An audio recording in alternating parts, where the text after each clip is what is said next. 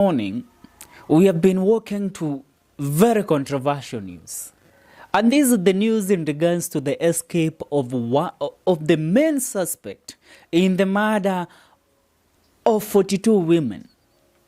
That the guy he himself is said to have confessed that he killed the women of the bodies that were found dumped at the Kware dump site. Now, I want us to sit down and look at this with another perspective.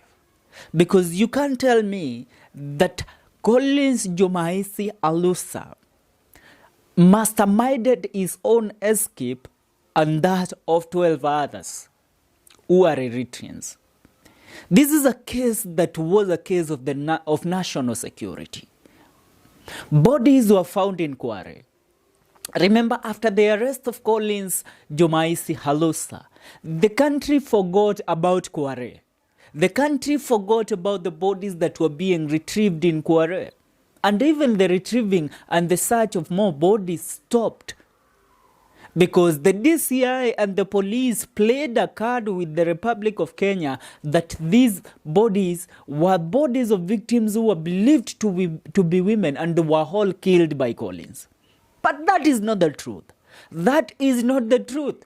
Because tell me how this guy got out of his cell together with 12 others, proceeded to walk out of the complex from the building that they were in, cut a wire mesh at Gingiri police station, and then proceeded to jump over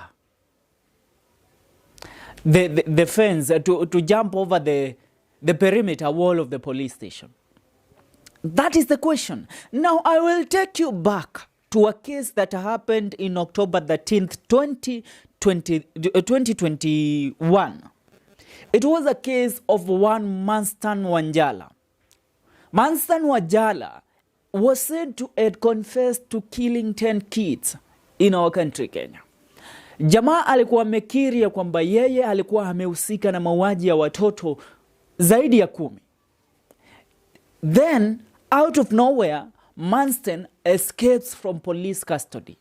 Same case with this case of none other than Collins Jumaisi Alusa. Now tell me these both cases were coincidences. If you look at the pictures of the two culprits, you will come to bear with me that there is a 90% similarity. Even their features, their expressions, they all look together. They all look the same. Wanafanana kama shilingi kwa ya pili.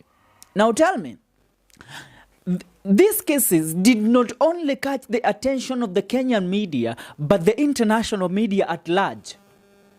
Because even the Washington Post had published in regards to the case of Manstan Wanjala, and even this case of none other than Collins Jumaisi Alusa.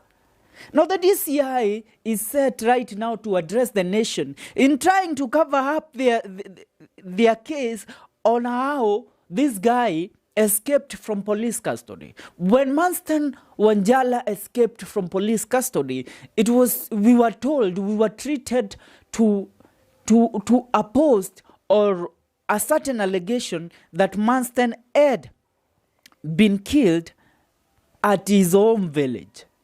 Now, on October 14th, 2021, a man who confessed to killing more than 10 kids in Kenya had escaped from police cells in Nairobi. Manstan Wanjala was due to appear in court on Wednesday over the murders of at least 14 boys in the capital and the areas of eastern and western Kenya. Now, police said they noticed he had disappeared during the morning roll call, as they are telling us right now. He was being detained during the police investigations into the series of child killings that shocked the nation. Now, 3 police officers who were on duty at the time of his escape from Jogoo Road Police Station in the Eastlands area of Nairobi were charged with aiding a suspect escape from lawful custody and negligence of duty. Now, authorities launched a manhunt for the man who was described as dangerous. Wanjala was arrested back in July but he escaped in October after he confessed to drugging and killing the kids. Now, come today, which is on 20th of August 2024, 3 years later, a man who had already confessed to the killing of 42 women escapes from police custody. What should we as the Republic think? So this is what has triggered me to look into Manston Wanjala's case. You know, there was suspected to be also a foul play in this case. Tuliambiwa Manston aliuawa na mob.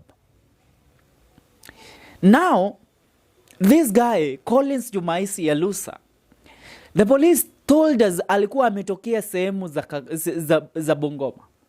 Remember, the NTV crew, the investigative crew, went to try and locate the home of this man, but they could not locate it.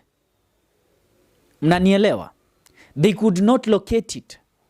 And let me remind you of this arrest, how suspicious it was.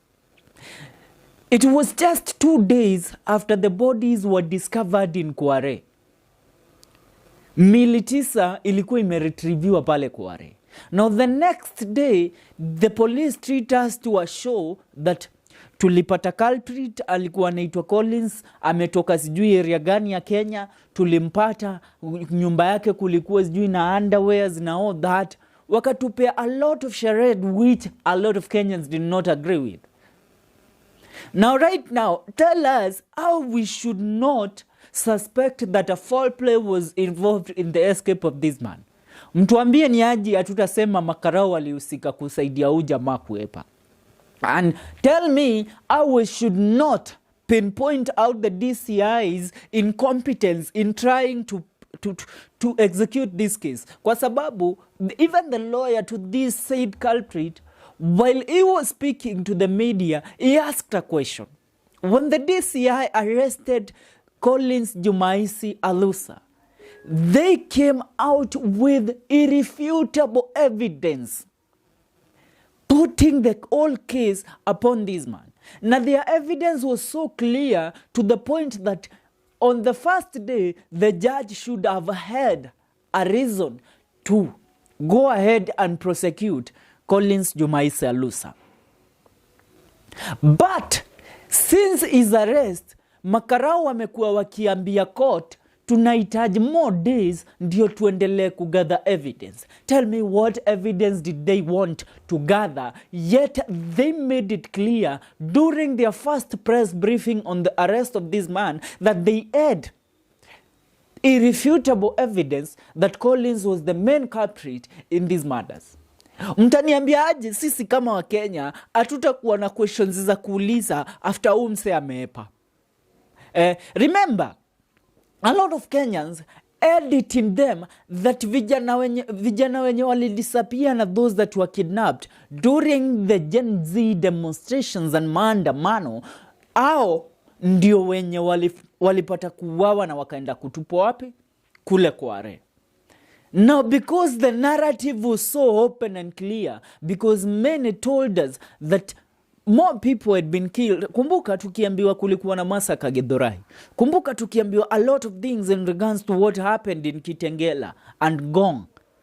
Those nights, wakati makarao walikuwa wanapiga live bullets usiku mzima. Kumbuka what happened later on, area inaitwa Zimmerman, karibu na Githurai.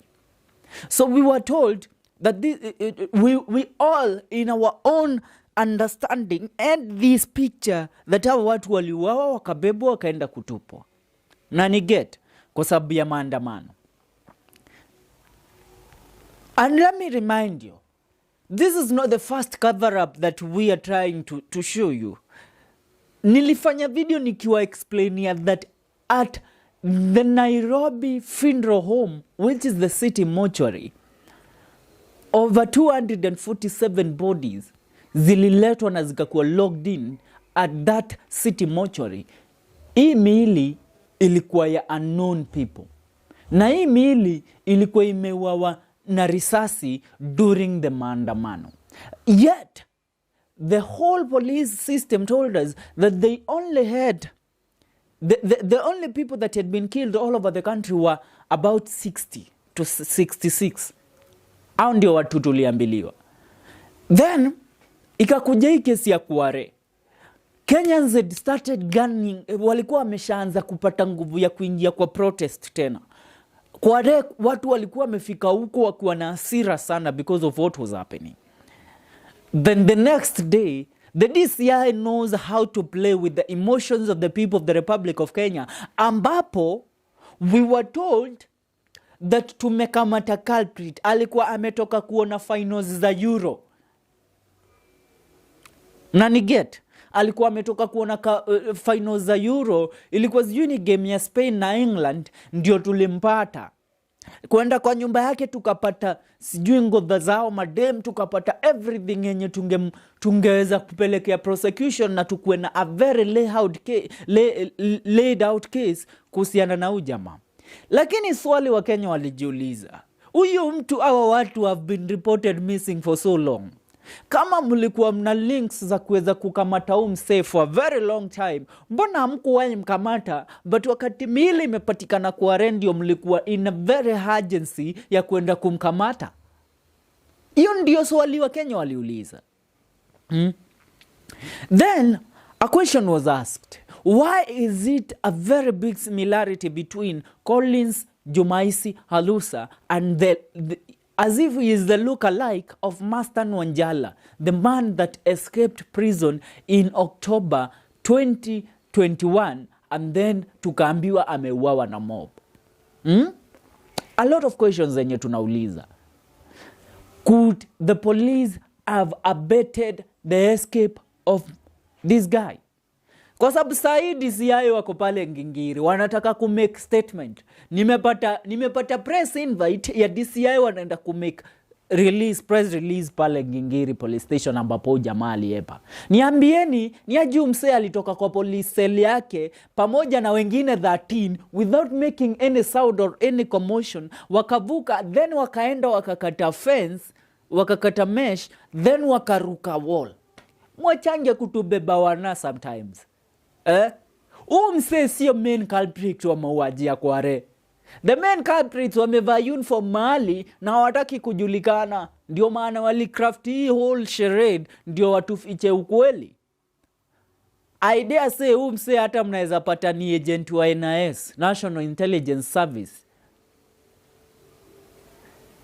That's how the police system works. But when we question them, tunaambiwa sisi kama wanahabari, sisi hatujalingi polisi, hatuangaliangi polisi hata wakiumia sijui nini. A lot of nonsense. Me I leave it there. Wewe nataka uniambie, what do you think about this case? Nataka maoni yako hapo kwenye comment section. See you in our next video. Kumbuka, hii ni Celeb Corner KE. Na this is the case file segment. Subscribe. And I say, may God bless Kenya.